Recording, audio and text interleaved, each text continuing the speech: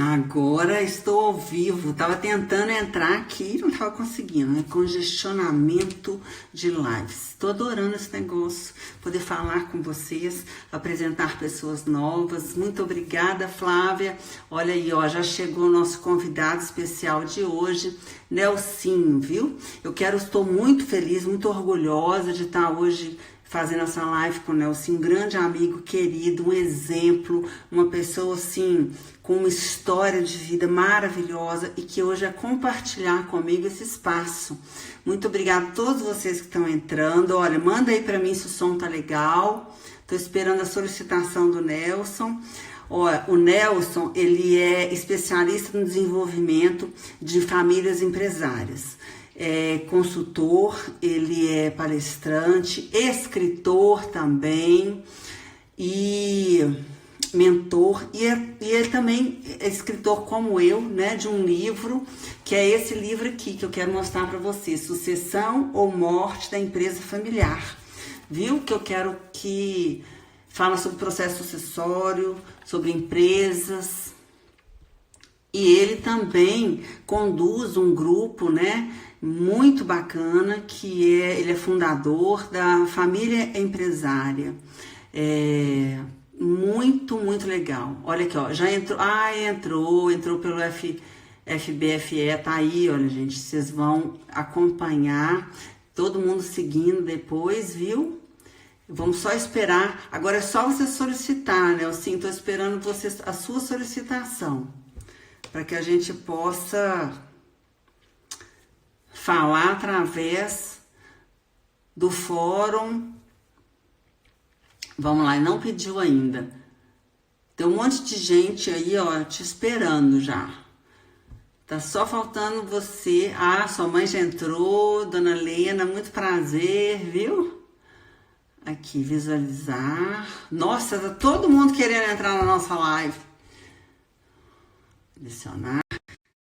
Gente, muito coração aí, que eu tô com muita saudade de todos vocês. Ó, o Cirilo entrou. Conectado agora. Gente, mas tá bombando a nossa live. Aldinho Júnior, ei, Aldinho, tudo bem? Tudo ótimo. Prazer aí, obrigado pelo convite, Tarsa. Estava aqui entrando pelo canal do FBFE, assim todos podem acompanhar, que é o nosso FBFE oficial, ele é aberto, né, ao público. E agora eu quero todo mundo seguindo para saber das novidades, porque Nelsinho é um grande parceiro, nós estamos aí sempre juntos há mais de 2 anos, e você que está nos assistindo, depois vai continuar seguindo através do Fórum Brasileiro. Porque neste fórum a gente discute muitos assuntos sobre governança, trocando experiências. Eu já tive o prazer de participar junto com o Nelsinho. Aliás, ele foi que fez o pré-lançamento do meu livro Apaixonados pelo Brasil, de primeira mão. E eu tenho muita gratidão por isso, viu, Nelsinho? Você, pela Ana, por terem me ajudado, me apoiado, tanto em São Paulo, no meu lançamento. Essas coisas que a gente faz pelo outro, às vezes, com tanta naturalidade, com tanto amor, que era fácil para vocês e que para mim foi assim um enorme presente, né? Você me ensinou o caminho das pedras naquele momento que para mim era tudo novo. Então eu fico muito grata de estar aqui com você hoje. Então a primeira coisa para todo mundo que está nos assistindo é que eu queria que você se apresentasse, falasse um pouquinho quem que é o Nelson Cury, qual é o seu trabalho no fórum, fala sobre o seu trabalho de governança, hoje de consultor dentro de outras empresas, né? Conselheiro também. Dá um breve relato aí para todo mundo.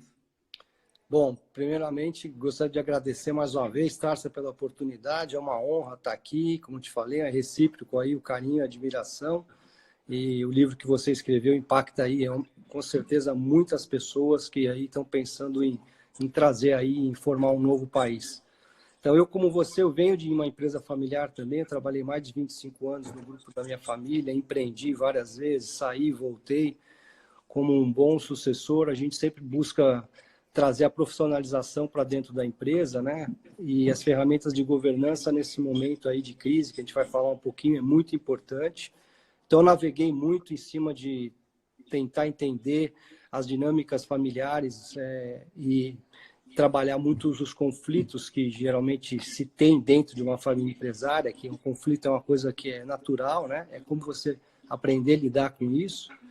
Então, depois de 20 e poucos anos trabalhando como principal executivo da minha família, eu fui para o conselho e aí resolvi empreender novamente e fundei a minha consultoria, né, que chama Cedar Tree Family Business Advisors, e concomitantemente também essa plataforma de Family Business, que é uma plataforma onde a gente traz famílias empresárias para um espaço seguro para debater temas desde a governança, sucessão, filantropia, impacto social, capacitação, criação e formação de family offices, tudo que envolve, né, um contexto de uma família empresária. Então, eu venho atendendo algumas famílias aí de uns 7 anos para cá, e a plataforma hoje do Family Business, que chama Fórum Brasileiro da Família Empresária, que eu e minha esposa nós tivemos a ideia, na verdade foi na nossa lua de mel, que a gente estava viajando, e eu estava naquele momento ocioso, fazendo meu mestrado em Paris, na INSEAD, fazendo um mestrado na área de Family Business, e eu percebi que as famílias mais longevas do mundo, elas eram praticamente famílias que estavam localizadas na Europa ou na Ásia, né? E a família mais longeva do mundo é uma família japonesa, que é um Renokian, lá um Ryokan, na verdade, no Japão, que está há 1.700 anos na mesma família. E eu percebi, fantástico. E eu percebi que eles tinham um diferencial muito grande, que era a transmissão de valores. Então, aquilo me chamou muito a atenção e como era feito e a forma com que eles conduziam essas reuniões, lá principalmente na INSEAD, eram feitas encontros muito, vamos falar, intimistas, num ambiente seguro para fomentar a troca de experiência, o network e conteúdo. Então, foi a forma que a gente encontrou para trazer para as famílias empresárias um ambiente onde eles poderiam estar aprendendo, né, se transformando, né, e aprendendo através do olhar do outro. Então, hoje a plataforma ela tem mais de 6 mil membros. Tá, nossa, no Brasil muita coisa. Bastante gente, são em 252 cidades. Nossa.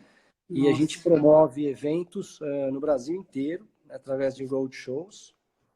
E summits também, que a gente tem 4 summits, um exclusivo para as mulheres, que eu faço questão que você vá. Inclusive, a sua filha fez a inscrição. E um para inovação e tecnologia. Falou, a Regina, né? Ela está inscrita, a sua filha. E a gente tem um também que é ligado só a debater o impacto da inovação e tecnologia nas empresas familiares. Um que trabalha os assuntos de family office, mais voltados para a gestão de patrimônio, filantropia, impacto, endowment, capacitação de herdeiros, vamos falar dificuldades, desafios da riqueza, de lidar com o patrimônio, de lidar com o dinheiro, como você educa um herdeiro hoje para lidar com uma fortuna. E também um evento que é voltado para a governança e sucessão, que chama Owner to Owner. Então, além da consultoria que eu faço, nós temos 10 eventos por ano. Então, é uma agenda hiperatribulada, mas que eu faço isso com o maior propósito, porque desde que eu saí da empresa da minha família, eu me dedico hoje a ajudar outras famílias. Outras famílias. A perpetuar e a gente seu que legado. já passou por isso, né, na pele, a questão da comunicação familiar, né, lembrando que mais de 90% das empresas brasileiras e no mundo, né, são empresas que vêm de grandes núcleos familiares. E não é fácil, né? A família já dentro de casa a gente tem problemas, imagina trabalhar com a família. Existe uma série de coisas que a gente tem que enfrentar. E como você, nós temos uma história muito parecida, né, de desde criança começar a trabalhar, se dedicar. E aí a gente pega amor ao negócio, a gente quer fazer, e não é fácil fazer, porque tem uma série de coisas que acontecem. Então, eu queria que você falasse um pouquinho para as pessoas que estão nos assistindo, alguns participam de famílias, empresários como sendo membro da família e outros trabalhando numa empresa familiar. E às vezes não entendem as relações, o que acontece. Então, explica um pouquinho rapidamente o que realmente é a governança e o porquê da governança dentro de uma empresa. Você acha que é importante começar, né, citando lá o professor John Davis, que ele há 30 anos atrás, ele conseguiu separar, vamos falar, os 3 grandes círculos que a gente trabalha, que um é a família, outra é a propriedade, né, que é o patrimônio, e outra é a gestão. Então, esses círculos, você tem que se pensar que você pode estar nos 3 papéis, como fundador, ou seja, você é o dono da empresa, você também é o executivo da empresa e você também é parte da família. Então, vamos colocar no exemplo que você colocou, um herdeiro. O herdeiro ele pode ser desde acionista, estar trabalhando na empresa e participar Mais ou menos da esse família. desenho aqui, né? Exatamente. Então, esses círculos eles estão interconectados. Interconectados. Interconectados. E essa intersecção, muita gente gera conflito. Isso Exemplo. aqui, né? Ó. Exatamente. Por quê? Porque, vamos dizer, quem não está no dia a dia do negócio, então vamos dizer que ele é um acionista e ele vive de dividendos da empresa. A política da empresa distribui dividendos mensalmente ou uma vez por ano. E é naquele momento, no momento que a gente está passando, por exemplo, de crise, agora o momento não tem é de dividendos. enxugar, não tem dividendos. Então, você tem que investir o capital todo, retornar para dentro da companhia. Então, vai haver um conflito entre o acionista que quer receber dividendos e o próprio acionista que é executivo, que trabalha na empresa, que quer resgatar, né, a empresa e investir esse capital retornando para a própria empresa. Então, essas fazer com que a intersecções empresa elas se sobreviva na crise, né? na crise. E na parte patrimonial, também é importante citar que muitas famílias empresárias hoje têm um patrimônio que muitas vezes até ultrapassa o próprio negócio. Eu falo que é muito você profissionalizar a família e tratar o seu patrimônio como você geralmente gerencia a sua empresa. Porque muitas Num outro famílias fórum, né? outro fórum. Então, você tem Esse- esses 3 grandes círculos que a gente tem que tomar conta, né? Você alinhar a família, você trabalhar a questão da comunicação, capacitação, trabalhar o conflito, trabalhar as conexões familiares, né? O vínculo da família e trabalhar a questão do controle, né? Para não haver muita briga. Ou seja, geralmente os fundadores têm a tendência de, em momentos como esse, de puxar o controle para eles. E aí que gera geralmente muito conflito, que você não tem muito tempo para poder comunicar. Então, aí volta de novo a importância das ferramentas de governança. Como E você aí ter essa governança começa, te interrompendo rapidamente, dentro do conselho, não é isso? Porque as então, pessoas não entendem muito bem o que é um conselho de administração, sim, né? O que é um conselho da família, o que é isso? Então, existe uma empresa, ela cresceu muito, né? Vou usar o caso da Transpes. Ela cresceu, está com 54 anos, foi fundada pela primeira geração, que é meu pai e minha mãe. Quando passa para a segunda geração, nós contribuímos com as nossas ideias empreendedoras, inovadoras e fazemos com que a empresa cresça mais ainda, mas existem coisas que não podem ser como a primeira geração. Então, a gente precisa de regras. E aonde que a gente implanta essas regras? Aonde que a gente faz isso? Dentro do acordo de acionista, certo? perfeito. Bom, bem colocado da sua parte. A gente tem que separar que família é família, né? Patrimônio é patrimônio e a empresa é a empresa. Então, vamos falar, as ferramentas, vamos falar de governança familiar, a gente tem o conselho de família, regras de conduta, código de ética, deveres e obrigações, que estão ali, que são, vamos dizer, a cartilha, o que rege os valores, né, um código de moral daquela família. E onde você Tudo discute dentro os do assuntos, acordo de acionistas.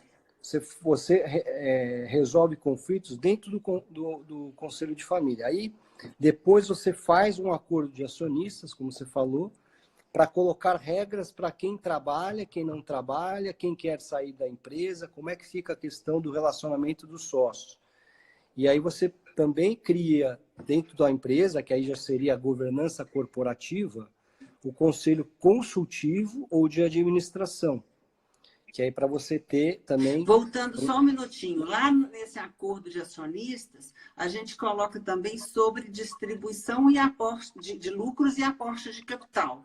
Perfeito. Então, quando uma empresa tem governança, no caso, por exemplo, de uma crise eminente que nós estamos passando, como o caso do Covid, tudo já está explicado, né? Ninguém vai lá precisar de brigar, isso já está escrito lá. Em caso de Exatamente. tempestades, etc., etc., na empresa não distribuirá lucro, não é isso? A gente fala que um bom acordo de acionista é aquele que você não precisa tirar da gaveta, né? porque ele já está tão alinhado, os sócios estão tão assim, já bateram tanto aquele assunto, que no momento em que tem uma crise, eles sabem exatamente o que eles têm que Como fazer. conduzir. Então, esse seria, né, dentro do nosso título, a importância da governança corporativa em tempos do Covid-19. Porque às vezes as pessoas falam assim, nossa, a empresa tem 54 anos, a empresa tem 60 anos, agora com esse processo todo, com essa crise, a empresa não vai aguentar. E aí eu queria falar para vocês que estão nos ouvindo, a empresa que tem governança, ela tem muito mais chance de passar pelas tribulações do que uma empresa que não tem. Por quê? Porque nós já sabemos tudo que pode acontecer. Nós prevemos, é claro que não o Covid, que a gente não sabia disso, mas situações adversas, né? Eu diria que é exatamente em momentos de crise que a governança familiar e corporativa se tornam ainda mais imprescindíveis. Eu acredito, e faço até uma aposta aqui, essa crise ela vai passar, ela é passageira. Mas nós vamos ver quem vai passar e vai conseguir navegar nesses mares turbulentos. Na minha opinião, serão as empresas que têm a governança familiar e corporativa implantada. Porque esse alinhamento entre família, propriedade e gestão, ela é muito importante nesse momento, para que não fique realmente tendo ruído de comunicação, desalinhamento de interesses, quem controla, quem investe no quê, se salva a empresa, se tira o dinheiro. Então, hoje nós estamos presenciando até um desalinhamento, né, no próprio governo, né, federal, entre o governo federal e o governo estadual. E é um problema muito de comunicação e liderança, né? Muito do que você fala também. Comunicação. Vamos. Me fala sobre comunicação nas empresas. Da empresa que tem governança, fazendo esse alinhamento com o governo. O que você tem para falar? Eu diria que a ferramenta mais importante para mim, a governança, é a comunicação. Eu afirmo que não é o que você fala, mas é o como você fala.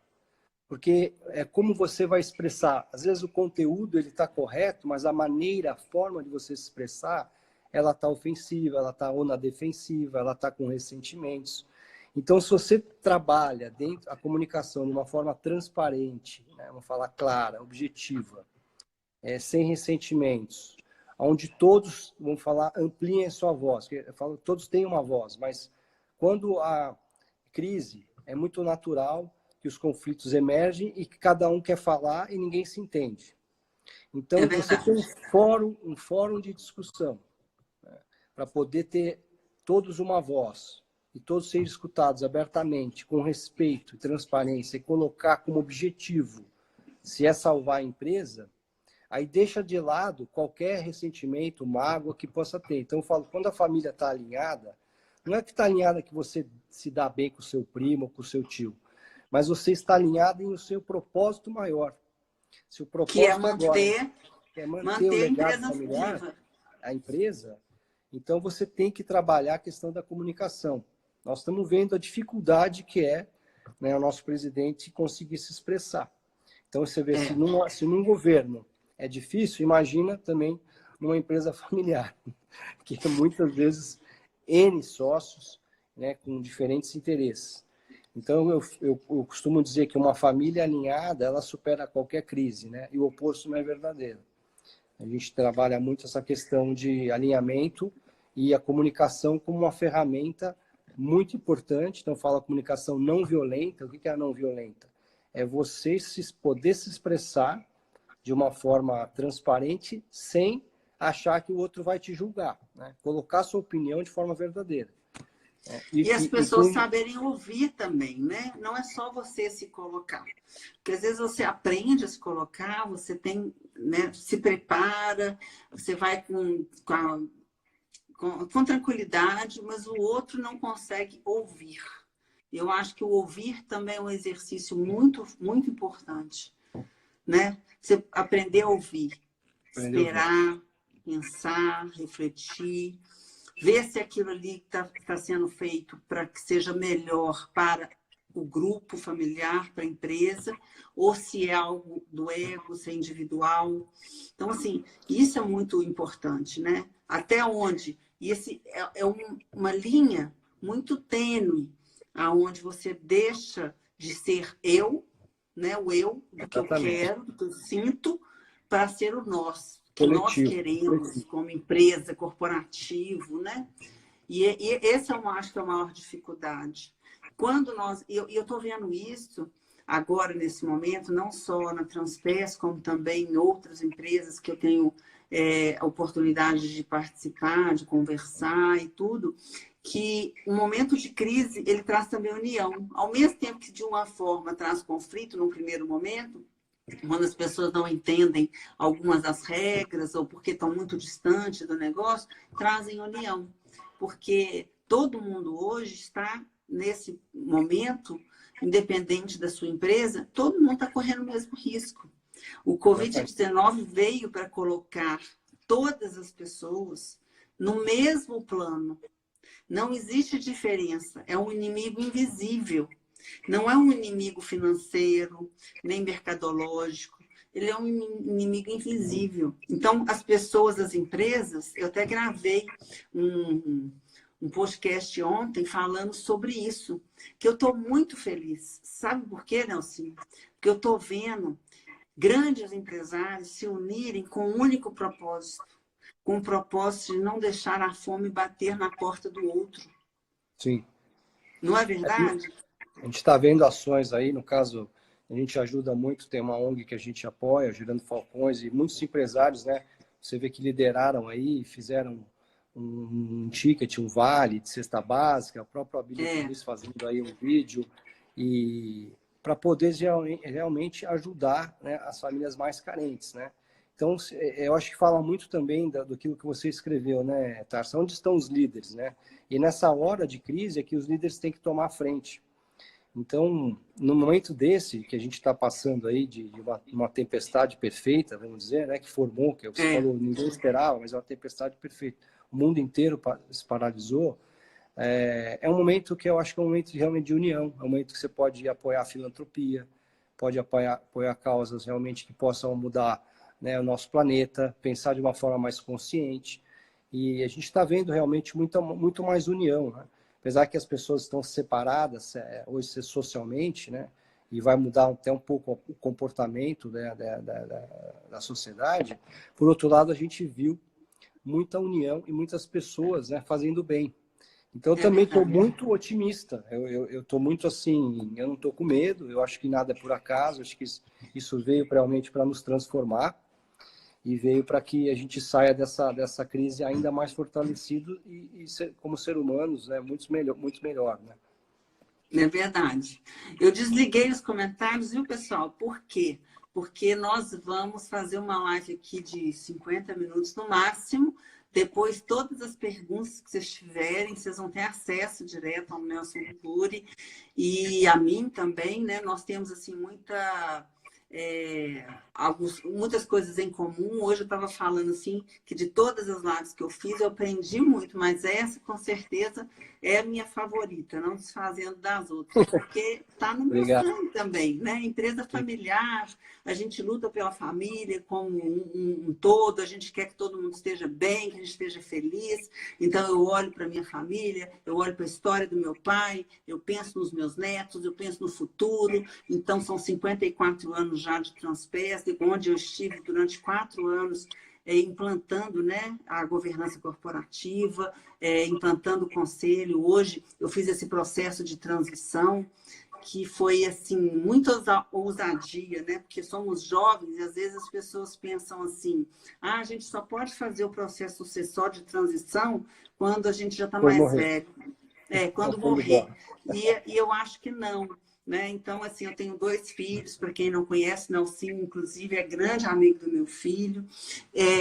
Eu tenho 2 filhos lindos e eu tenho já, assim, uma relação de transparência com eles para que eles estejam prontos a qualquer momento para ser os meus sucessores. Não que eu precise de morrer, não preciso morrer para ser meus sucessores, mas a gente tem que levantar da cadeira para o outro sentar, senão a gente vai ficar ali paralisado a vida inteira. E aí a gente não dá espaço para o outro crescer. E o meu pai fez isso com a minha mãe, fizeram isso, né? Minha mãe, que você conhece também, fizeram isso com, muito, com muita sabedoria. E eu também já estou nesse caminho de fazer esse processo de sucessão com os meus filhos. Então, eles participam de tudo. Fala um pouquinho sobre isso para a gente. É assim em todas as empresas ou não? Não, não é, né? Até o papel muito importante que a gente faz, né, como advisor, é que a gente fala que santo de casa não faz milagre, né? Então, muitas vezes você tentando, por mais que você queira fazer, implantar mudanças, você tem uma barreira muito, muito forte, porque muitas vezes o seu irmão, ou um membro, um primo, pode pensar que você é uma pessoa que está com interesse conflitado, né? Falar, por que a Tarsa está se colocando Disputa de poder. Então, acha que você está colocando aquilo para se beneficiar de alguma coisa. E não é. Mas o que você falou um pouco tempo atrás, a questão de ego, vaidade, disputa de poder. Então, eu acompanhei um pouco da sua trajetória, eu vi a dificuldade que foi, né? De você, inclusive, como mulher, foi presidente da empresa, presidente do conselho. Como essa transição, ela não é fácil e você também, muitas vezes, abrir mão do poder. Porque para o fundador, da geração 1 para 2, que eu falo que é a mais difícil, porque o fundador é como se a empresa fosse o próprio filho dele, ela é a extensão da própria vida dele. Então, aqueles 3 círculos se confundem.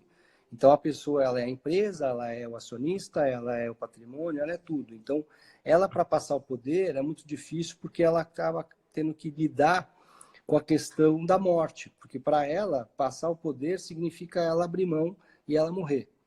E como você comentou, não é necessário que você morra para você fazer a passagem do bastão. É necessário sabedoria, é necessário que você crie realmente essas ferramentas para você ter um processo sadio e maduro para passar para a segunda. E depois a terceira, que eu diria que eu complementaria com o seguinte, eu vejo também os seus filhos aí com muito orgulho, que a ferramenta, eu diria que a segunda mais importante, ou talvez a mais primordial, seria a capacitação. E capacitação, quando eu digo, é você não só formar ele com uma boa faculdade, mas respeitar a verdadeira vocação dele, investir no talento dele e fazer com que ele se incentive de ele trabalhar fora da empresa, né, por mérito. E quando ele voltar, e se ele voltar, ele é ter o querer, é ter a vontade de trabalhar no negócio por conta própria, e estar capacitado, estar apto a estar ali, né? Não está lá porque é aquilo que a gente fala, porque é filho. Porque é filho do dono. Mas sim porque ele tem capacidade. Então, quando eu digo capacitação, é a gente prover para esses jovens, hoje líderes, terem musculatura, terem repertório, para não viver, que eu falo, numa gaiola de ouro, né? Eu cito isso no meu livro, que eu falo que muitos jovens, às vezes, impactados muitas vezes pela educação dos fundadores, acabam se tornando inseguros, não estão, vamos dizer, na sua capacidade plena. Muitos jovens às vezes estão trabalhando na empresa por obrigação e não porque eles têm vocação, vontade. Então, eu também categorizo os herdeiros de 3 formas, né? Aquele que realmente tem a vontade, tem a vocação, tem uma paixão, né? Um amor. Quer trabalhar, então ele vai procurar se capacitar. Então ele está lá porque ele realmente tem amor pela empresa. Tem aquele que está lá, vamos falar, por obrigação, que ele está lá porque ele gostaria de, vamos dizer, ser um médico, mas o pai obriga, ou a mãe obriga ele a trabalhar na empresa, porque ele fala, a empresa eu criei para você, então você tem obrigação de trabalhar lá. Então esse cara está infeliz, mas na verdade ele não queria estar lá. E tem aquele que eu acho que é o pior, que está lá por acomodação. Esse é o pior mesmo. Porque ele não tem outra coisa para ele fazer. Não tem outra coisa. Aí ele vai esquentar a cadeira. Ele fala, ele vai esquentar a cadeira, ele tira o lugar de alguém, às vezes, competente, e ainda fica ali. A gente ainda tem que ficar engolindo. Não é o nosso caso, graças a Deus, mas assim, eu vejo em outras empresas, né, que às vezes eu presto consultoria, que é aquele filho que não tem hora para chegar, entendeu? Que chega e acha que ele é melhor que os outros, que é o verdadeiro herdeiro, né? Ele não é sucessor. Ele é herdeiro só, ele só quer usufruir do que foi criado. E ele não faz absolutamente nada para poder permanecer ali ou fazer com que a empresa também cria outras alternativas. Ele não colabora com nada, ele está ali só para sugar. No meu livro eu falo bem sobre isso, a diferença entre o líder e o herdeiro. O líder verdadeiro é o sucessor, porque ele pega algo pronto e transforma, inova, recria. O herdeiro é aquele que veio só para poder sugar. E isso também não tem problema. Você quer ser herdeiro? Ótimo, você pode ser herdeiro, mas você tem que respeitar as regras da empresa. Você não pode querer passar por cima das regras da empresa, achando que você, por ser herdeiro, tem mais direito do que os outros, né? Então, mais uma vê... vez, a governança, mais uma vez, a governança bem implantada, você já colocar como regra, que é o filtro para entrar, vamos dizer, ter formação ou curso superior ou um MBA, trabalhar 2 anos com experiência própria fora da empresa. Porque se você coloca esse filtro, a própria pessoa ela já se vê obrigada a ir ter que se capacitar para poder entrar na empresa, né? Entrar na empresa por mérito, por meritocracia. Então, ele vai competir de iguais condições com o executivo de fora. Então, claro que se ele tiver as mesmas condições, a mesma capacidade e ele tiver o DNA, tudo bem, vamos permanecer com alguém membro da família porque ele tem o DNA da família. Mas se ele não tiver capacidade, aí tem que ir para o plano B, que é, no caso, profissionalização da empresa através de um CEO externo, né?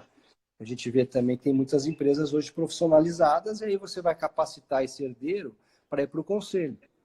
Então, se ele não tem Agora, condições existe uma série de conflitos, né? Porque, às vezes, o que está escrito também não é o ideal. É muito importante as pessoas entenderem que uma empresa, ela é um ser vivo, né? Ela é dinâmica, ela se transforma, ela muda o tempo todo, de acordo com as circunstâncias. Então, não existe uma receita de bolo, né, Nelsinho? Que é o trabalho que quando a gente vai de consultoria ou até mesmo trabalhando dentro de algum conselho, como conselheiros, a gente tem que, com o nosso olhar externo, mostrar para os acionistas, sem nenhum tipo de emoção, que uma empresa não é igual a outra. É claro que é muito bom a gente trocar os cases dos nossos, né, colegas, enfim, mas às vezes a gente fala assim, porque lá na empresa tal deu certo assim, tem que dar certo aqui também. Não, não é assim. A gente tem que entender cada um desses grupos familiares, de cada núcleo que participa, quais são os desejos desse núcleo, para que todo mundo esteja feliz, né? Então, assim, isso é muito importante dentro da governança. Eu me questiono muito em relação a ouvir. Aprendi cada vez mais a ouvir mais o outro. Ainda estou num processo que eu preciso, porque você sair do executivo, aonde você ouve pouco, você tem que dar resultado, você tem que ser rápido, ágil, e você tem que funcionar como uma máquina. E você ir para um outro nível de percepção, aonde você tem que ser estratégico, muda muito. Eu já estou nesse processo há 5 anos e eu vejo ainda que eu tenho muito para melhorar. Mas eu já me enxergo como outra pessoa. Quando eu lembro de mim há 7 anos atrás, eu não sou a mesma pessoa. Que eu sentada como executiva era uma coisa, eu sentada como presidente do conselho é outra coisa, e agora um novo caminho só como conselheira. Aí eu fico me questionando, uma coisa que eu queria dividir com você. A gente aprende nos livros que a governança ela tem alguns passos. E um deles, né, a gente em instituições comuns que nós frequentamos, a gente aprendeu muito isso aí, que é o sucessor, herdeiro, quando ele tem um desejo, ele tem que ir para fora. Ele tem que ir, ele tem que fazer carreira fora, ele tem que ser competente para depois voltar e competir por igual. No entanto, essa geração é uma geração muito rápida. Ela é uma geração de talentos diferentes dos nossos. Então, assim, tudo que a gente aprendeu, eu tenho me questionado muito. E eu tenho me questionado o seguinte, até mesmo vendo os meus sobrinhos, né? E os meus filhos, enfim. Existem talentos que eu já enxergo dentro da família. E eu não posso colocar eles no mercado, senão eu vou correr o risco de perdê-los para o mercado. Sim. Como é que você vê isso? Esse é um desafio muito interessante, né? Que eu falo que é desafio das futuras gerações, é conseguir conciliar a inovação com a tradição. Porque a tradição não é aquela coisa engessada, mas os valores. Então, a saída é você transferir os valores para esses jovens desde pequeno, né? Para eles terem orgulho da família, que é o que eu falo, um dos 5C é conexão. Qual é a cola? O que cola você ao seu pai, ao seu tio, ao seu sobrinho? O que faz com que vocês tenham essa conexão, esse elo? Então, eu diria que é o orgulho, né, dos valores familiares. Então, se você tem orgulho de onde você vem, da sua origem, eu acho que você, por mais que você vá trabalhar fora, você vai um dia querer poder contribuir para o legado, para a continuidade do legado familiar. Então, isso é muito bonito. A gente vê aí jovens que realmente o que você falou é uma característica de um tema que a gente chama de brain drain, é a fuga de talentos. Mas por que acontece isso? Acontece geralmente porque esse jovem ele não é escutado, ele não tem um espaço para ser valorizado, e aí ele vai buscar fora. Então, se você valorizar esse jovem, claro, tem que conciliar a questão de também escutar, como você falou, os mais velhos, que eles têm uma sabedoria imensurável, né? É escutar esses talentos aí, que hoje eu falo que um conselho hoje vamos usar esse capital intelectual que está aí, né, para superar a crise, porque eles têm muita experiência, têm muita bagagem, e também valorizar o que esses jovens estão trazendo de inovação. Porque muitas vezes, quero fazer isso, quero fazer aquilo. Não, aqui não. Santo de... já o não já está pronto, né? Time que está ganhando não se mexe. Ou aquela frase tradicional, mas aqui... isso não vai dar certo. Aqui sempre foi feito dessa maneira. Então, aquilo vai desestimulando o jovem. E aí, por isso que eu acho que é o grande risco. Se você não tem uma valorização também de escutá-lo, né? De também, ou até mesmo você criar, né? Tem muitas empresas que... Tem até o livro famoso lá do Salib que fala que é do motor 1 e motor 2, né? Você disruptar o seu próprio negócio. Como que é isso? Você cria, com o exemplo que deram muito, que eu acho que é o exemplo mais emblemático do Magazine Luiza, que ele criou lá o Magalu, que era fora da empresa, né? E no final, quem se transformou o Magazine Luiza na potência que é hoje foi a inovação e tecnologia. A inovação do fim. Mas era totalmente fora do contexto, não era nem dentro do escritório e tal. Então, aqueles jovens lá, até brinco, eu já escutei palestras dizendo que os caras iam lá de bermuda, era uma vacalhação, mas não era. Era a forma deles estarem trabalhando. De estarem criando, né?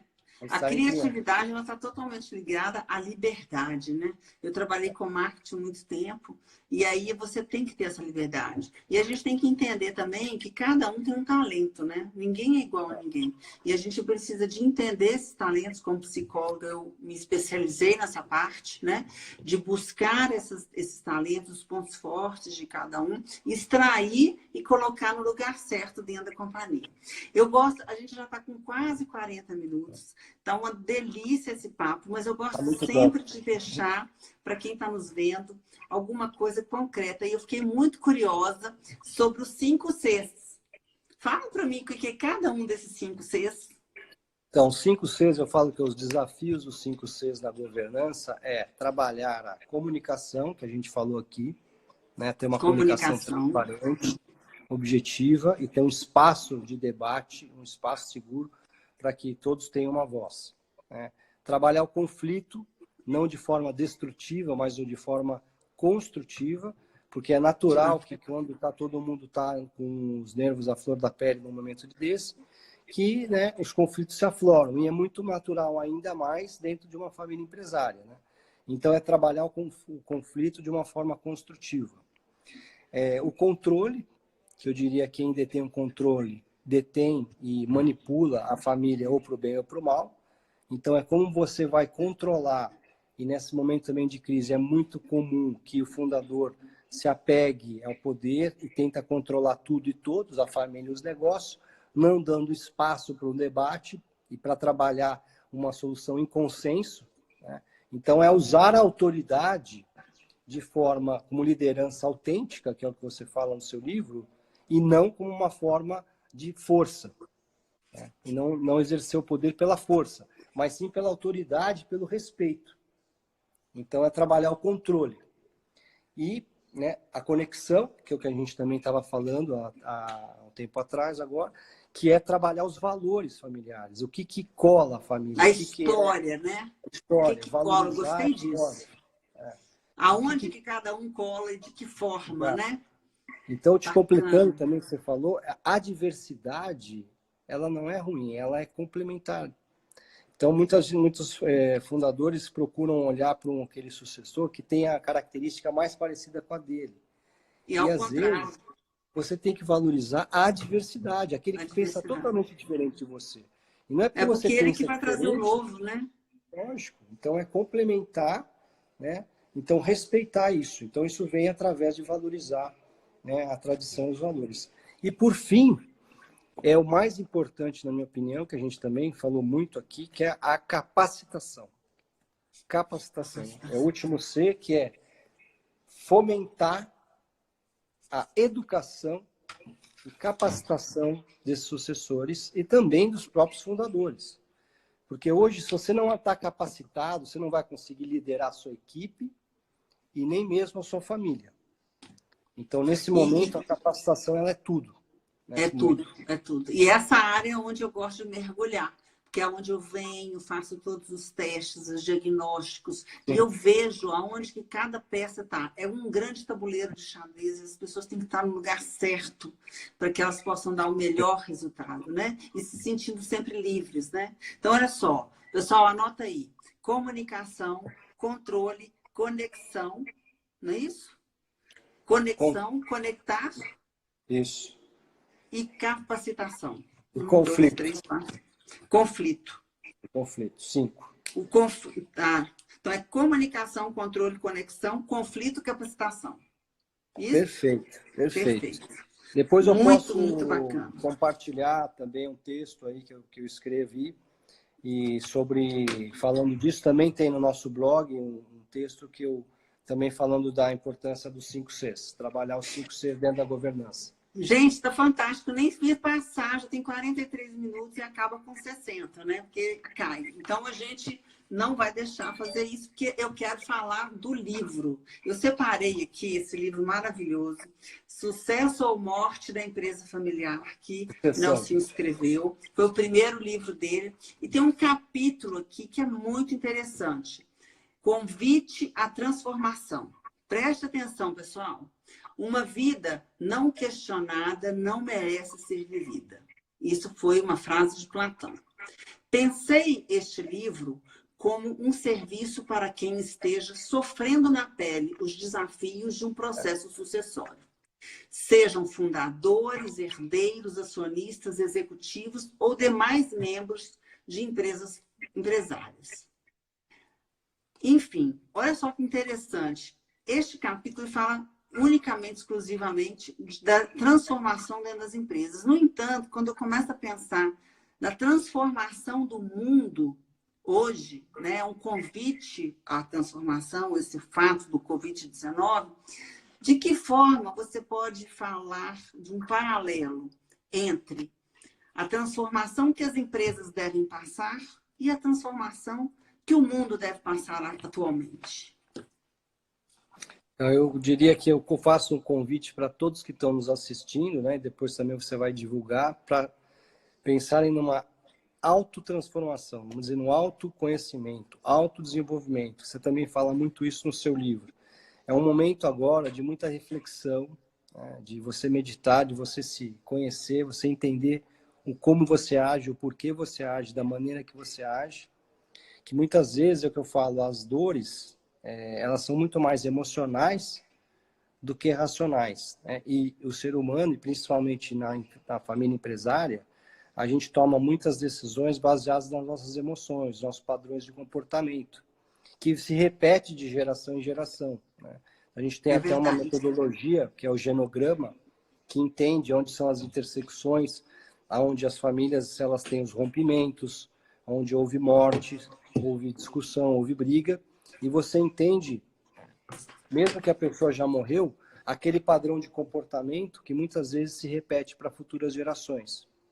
No inconsciente, né? Então, é de uma forma inconsciente. Então, se você tiver autoconhecimento de você e você entender como você age, Então, você tem que sempre procurar saber qual é o motivo que você realmente, geralmente, dá uma resposta, muitas vezes, que você fala, nossa, eu perdi o controle, eu saí de si, eu estava fora de mim, porque você não tem conhecimento profundo do que causou aquela reação. Das suas próprias emoções, né? Próprias emoções. Então, o convite aqui é um autoconhecimento de você nesse momento, que a gente está com tempo, né? Está tudo parado, o mundo desligou. Então, você vê que eu tenho prestado muita atenção.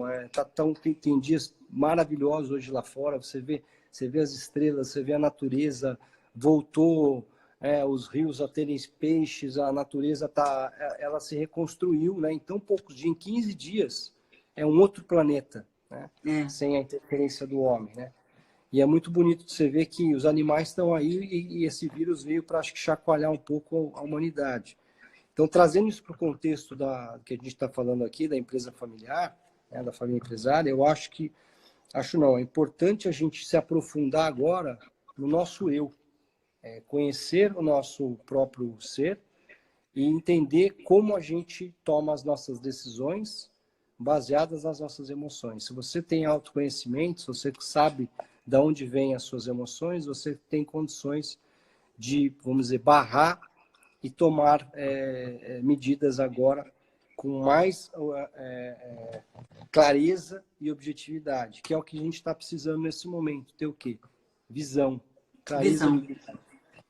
É verdade. Então, Concordo faço com esse convite você. a todos. É um convite Muito obrigada. Nossa, foi fantástico. A gente fez 48 minutos de live, que foi assim, para mim foi saboroso, sabe? Porque deixa aquela vontade de quero mais. A gente tem que fazer capítulos. Viu, pessoal? Adorei todo mundo que participou. Ela vai para o YouTube, por isso que eu não deixei abertos os comentários. E até a sexta-feira vocês vão estar recebendo o link para poder assistir de novo. E assistam várias vezes. Nós estamos à disposição de vocês. Entrem lá no canal do Nelsinho, viu? Na FBFE, né? Underline oficial. Isso, do oficial. E mantenham contato. Nós estamos aqui para poder ajudar vocês dentro das suas empresas, trazendo a nossa expertise, a nossa experiência, tanto minha quanto do Nelsinho, essa pessoa fantástica. A Ana, cadê a Ana? Não está aí para mandar um beijo para nós no final? Ela tá assistindo da sala lá. Ah, Ana, maravilhosa, porque diz o seguinte, um ditado, né? Sempre tem uma mulher no meio de tudo. E essa mulher é grandiosa atrás deste homem maravilhoso que está aí. Um beijo enorme no coração de vocês. Muito obrigada por aceitar o convite, viu, Nelsinho? Estou muito honrada. Eu também queria te agradecer. Você é essa pessoa maravilhosa, líder, né? Autêntica, uma líder disruptiva, provocativa que você né? Sempre pensando no bem, né? De todos. Das empresas e principalmente do país.